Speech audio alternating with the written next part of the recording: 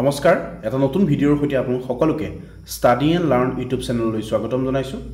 আপোনালোকে হয়তো সকলোৱে গম পাইছে যে অসম পুলিচ আৰু এডিআৰই এক্সামসমূহ আমাৰ ছেপ্টেম্বৰ মাহত অনুষ্ঠিত হ'ব।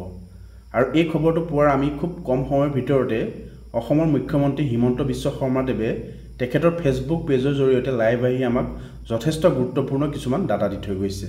তাৰ ভিতৰত হৈছে এডিআৰই তৃতীয় বৰ্গৰ পৰীক্ষা দিন তেখেতে ঘোষণা কৰিছে আৰু এই পৰীক্ষা দিনসমূহ হৈছে 15, 22 আৰু 29 ছেপ্টেম্বৰ। ঠিক তেনেদৰে গ্ৰেড 4ৰ পৰীক্ষাসমূহ অনুষ্ঠিত হ'ব অক্টোবৰ মাহত।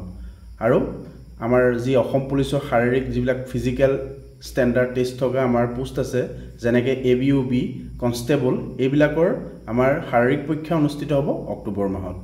ঠিক তেনেদৰে এডিআৰইৰ ক্ষেত্ৰত তেখেতে এটা গুৰুত্বপূৰ্ণ মন্তব্য প্ৰদান কৰিছে যে এবাৰ এডিআৰই পৰীক্ষাটো অসম লোকসেৱা আয়োগে কণ্ডাক্ট কৰিব। অৰ্থাৎ যেনেকৈ APSCত আমাৰ পৰীক্ষাসমূহ 3টা ভাগত বিভক্ত কৰা হয়, প্ৰথমতে প্ৰিলিমছ হয়, তাৰপিছত মেইনছ হয়, তাৰপিছত ভাইভা হয়।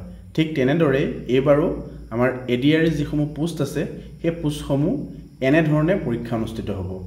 এই সংক্ৰান্তত তেখেতে ফেচবুক লাইভৰ জৰিয়তে কিনো কৈছে অকণমান আমি শুনি লওঁ।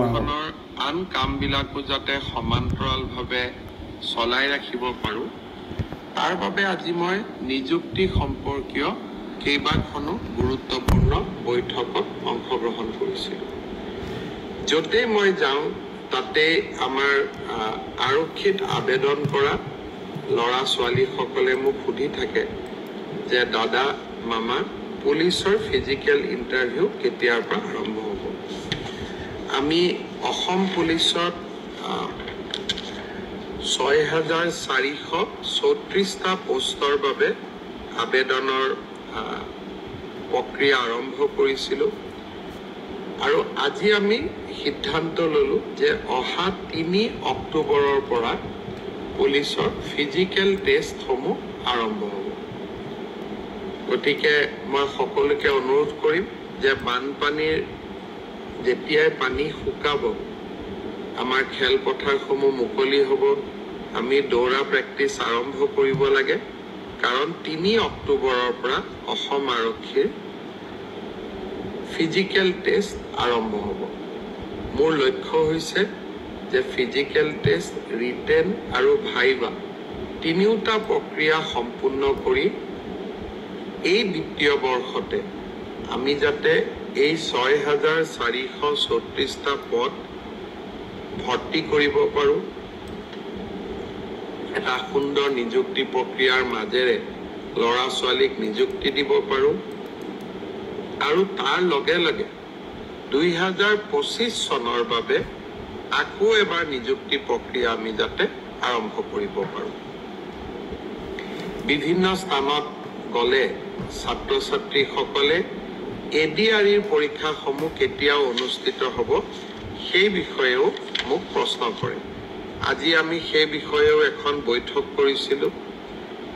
এডিআৰইৰ আসাম ডিৰেক্ট ৰিক্ৰুটমেণ্ট এক্সামিনেশ্যন, যাক আমি চমুকৈ এডিআৰই বুলি কওঁ, এডিআৰইৰ গ্ৰেড 3 পোষ্টসমূহৰ পৰীক্ষা 15, 22 আৰু 29 ছেপ্টেম্বৰত অনুষ্ঠিত হ'ব।